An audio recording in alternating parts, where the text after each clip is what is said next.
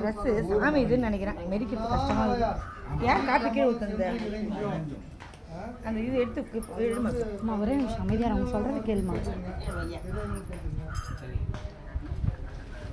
மேலே இருக்கிற முக்கோடி முக்கிய தேவர்களும் ரிஷிகளும் தேவர்கள்லாம் வந்து இந்த மகுடம் சொல்லுவாங்க.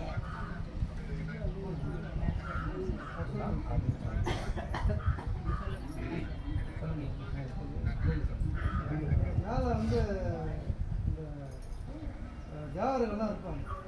தேவர்கள்லாம் கிரீடம் போட்டு வைப்பாங்க. அதில் வந்து பார்த்தீங்கன்னா கவலம் முத்து வைத்தியம் வைரம் எல்லாமே பறிச்சிருக்கு. எல்லாம் பார்க்குறாங்க. மேலேருந்து கீழே அண்ணாமலையை அடி கம்பம் பார்த்து நம்ம தலையில் இருக்கிற கிரீடத்தோட அந்த பவர் மேலே ஒளிய பயங்கரமாக வருது அப்படின்னா அது என்னான்னு சொல்லிட்டு பார்க்கலான்ட்டு இறங்கி வராங்க கீழே அந்த அண்ணாமலை.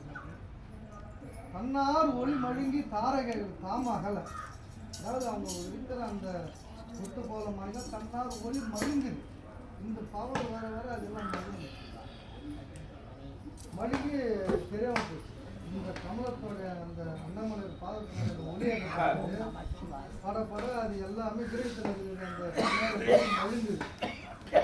தாரைகள் தாம அகல, தாரைகள் வெளிச்சு தாம அக இருட்டு போச்சு. அப்போ அண்ணாமலையோட பாதம் தான் பெருசு.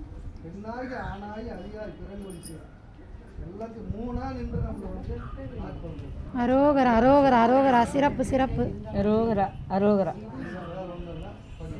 நமச்சிவாய ஐயா, நன்றி ஐயா, நன்றி, சிறப்பு சிறப்பு.